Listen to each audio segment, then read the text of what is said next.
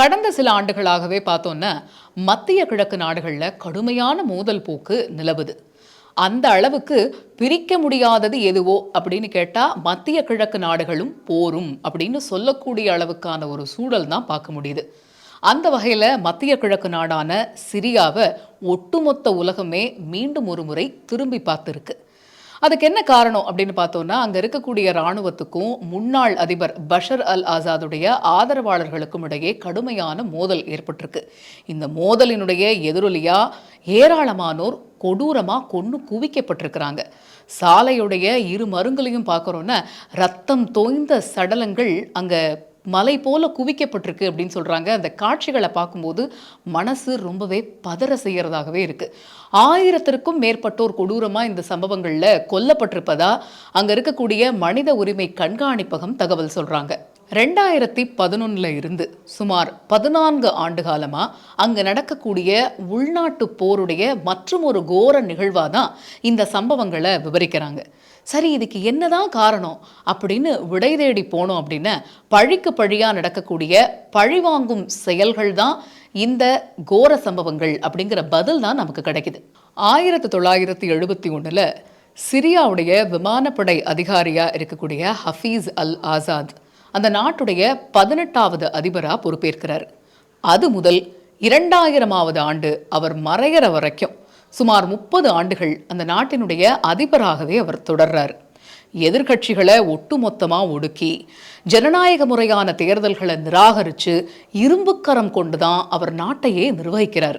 அவர் போன அதே பாதையை கையில் எடுத்து அதிபராறாரு அவருடைய மகன் பஷர் அல் ஆசாத். 2011 தி அராப் ஸ்பிரிங் அப்படின்னு சொல்லக்கூடிய அரபு எழுச்சி போராட்டங்கள் வலுக்குது. மன்னராட்சிக்கு எதிராக மக்கள் புரட்சி வெடிக்குது.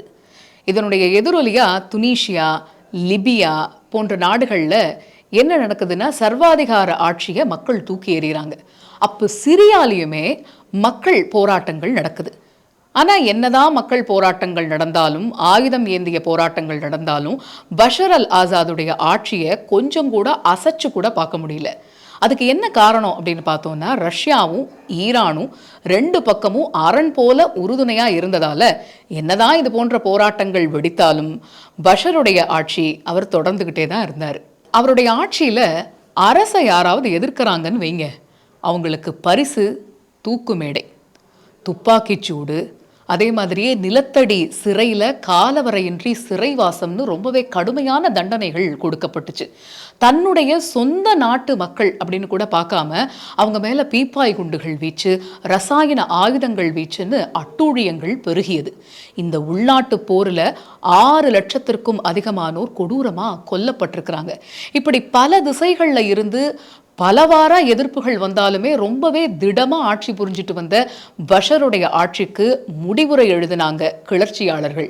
எப்பன்னு கடந்த 2024 டிசம்பரில் ஹயாத் தஹ்ரீர் அல் ஷாம் அப்படிங்கிற கிளர்ச்சி குழு ஆலப்போ, அதே மாதிரியே சிரியாவுடைய தலைநகரான டமாஸ்கஸ் உள்ளிட்ட நகரங்களை கைப்பற்றாங்க.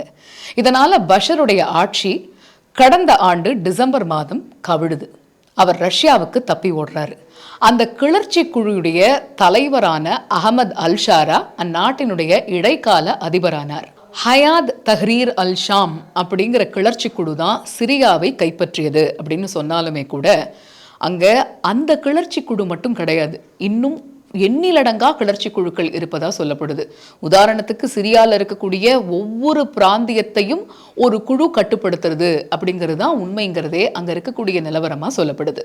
லெபனானை ஒட்டிய நகரங்கள் ஆலப்போ, டமாஸ்கஸ், இந்த பகுதிகள்லாம் ஹயாத் தஹ்ரீர் அல் ஷாம் கிளர்ச்சி குழுக்கு கீழே வர மாதிரி அடையாளம் தெரியாத ஆயுதம் ஏந்திய குழுக்கள் பல்வேறு பகுதிகளை கட்டுப்படுத்துறதாகவும் சொல்லப்படுது. இப்படி ஈராக்கை ஒட்டிய பகுதிகளை குர்திஷ் போராளிகள் குழு கட்டுப்படுத்துறதா சொல்லப்படுது. அதே மாதிரியே இஸ்ரேல் எல்லையை ஒட்டி இருக்கக்கூடிய சிறிய பகுதிகளில் சின்ன சின்ன இடங்களை இஸ்ரேல் இராணுவமும் கட்டுப்படுத்துறதாகவும், அதே மாதிரியே துருக்கியை ஒட்டிய பகுதிகளை துருக்கி இராணுவம் ஆதரவு பெற்றிருக்கக்கூடிய சிரியா தேசிய இராணுவம் அப்படிங்கிற அமைப்பு கட்டுப்படுத்துறதாகவும் சொல்லப்படுது. அதே மாதிரியே ஈராக் எல்லையை ஒட்டி இருக்கக்கூடிய சிரியா பகுதியில் குறிப்பிட்ட பகுதிகளை அமெரிக்க ராணுவம் வசமா வச்சிருக்கு அப்படின்னு சொல்லப்படுது. சிரியாவினுடைய வடகிழக்கு பகுதியில் இருக்கக்கூடிய சிறை முகாம்கள்ல ஆயிரக்கணக்கான IS தீவிரவாதிகள் அடைக்கப்பட்டிருக்காங்க. சிரியால IS தீவிரவாதிகளுடைய செயல்பாடு தொடர்வதா மேற்கத்திய மற்றும் பிராந்திய நாடுகள் சொல்லக்கூடிய அதே நிலையில தான் IS தீவிரவாதம் அந்த பகுதிகளில் மறு எழுச்சி பெறவும் வாய்ப்பு இருப்பதா எச்சரிக்கை விடுக்கப்பட்டிருக்கு. இப்படி பல குழுக்கள் சிரியாவை கட்டுப்படுத்துறதுனால பஷருடைய ஆட்சி கவிழ்க்கப்பட்ட போதே இனி அங்க இருக்கக்கூடிய மக்களினுடைய எதிர்காலம் என்ன ஆகுமோ அப்படிங்கிற பெரிய கேள்வி எழுந்தது. இப்ப ஆட்சி கவிழ்க்கப்பட்டு 3 மாசம்தான் ஆச்சு.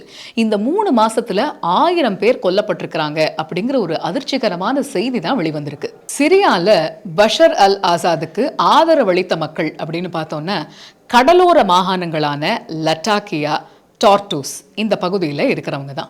இவங்களுக்கும் இடைக்கால அரசு படைகளுக்கும் தான் இப்போ சண்டை ஏற்பட்டிருக்கு. இதில் பாதுகாப்பு படையினர் தவிர்த்து சுமார் 700க்கும் மேற்பட்டிருக்கக்கூடிய பொதுமக்கள் கொல்லப்பட்டிருக்காங்க. இந்த பொதுமக்களில் பெரும்பாலானோர் அப்படின்னு பார்த்தோன்னா பஷர் அல் ஆசாதினுடைய அலவைட் அப்படிங்கிற மதப்பிரிவை சார்ந்தவங்க. சிரியாவை பொறுத்த வரைக்கும் சன்னி பிரிவு இஸ்லாமியர்கள் ஜாஸ்தி பெரும்பான்மையாக இருக்காங்க. இப்போ ஷியா இஸ்லாமிய பிரிவினுடைய ஒரு பகுதியாக இருக்கக்கூடிய ஆலவைட் அப்படின்னு பார்க்குறோன்னா அந்த சிரியா நாட்டுடைய ஒட்டுமொத்த மக்கள் தொகையில் சுமார் 10% பேர் இருக்காங்க. இப்போ அச்சுறுத்தல் அதிகமாக ஆலவைட் மதப்பிரிவை சேர்ந்தவர்கள் எல்லாம் தங்களுடைய வீடுகளை விட்டு வெளியேறி லெபனானை நோக்கி படையெடுப்பதாகவும் சிலர் ரஷ்ய இராணுவ தளத்தில் தஞ்சம் புகுவதாகவும் அங்கிருந்து வரக்கூடிய தகவல்கள் சொல்லுது. இது மட்டும் இல்லாமல் தங்களுடைய சொந்த நாடு இப்படி மீண்டும் மீண்டும் இரத்த களரியா மாறுவதை பார்க்க முடியாமல் கண்ணீர் சிந்தக்கூடிய மக்கள் எல்லாமே சொல்லக்கூடிய ஒரே விஷயம் போர் வேண்டாம் அப்படிங்கிறது தான்.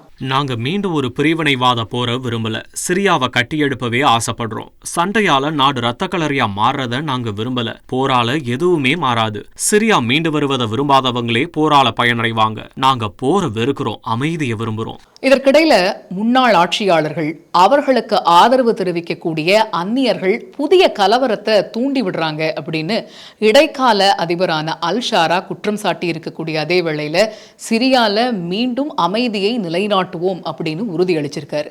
சிரியால 1000க்கும் மேற்பட்டோர் கொலை அப்படிங்கிற செய்தி உள்நாட்டு போர்லிருந்து மெல்ல மெல்ல விடுபட்டு அமைதியை நோக்கிய தேசத்துல மீண்டும் உள்நாட்டு போர் விஸ்தரிக்க செஞ்சிருமோ அப்படிங்கிற ஒரு அச்சம் தான் ஏற்படுது.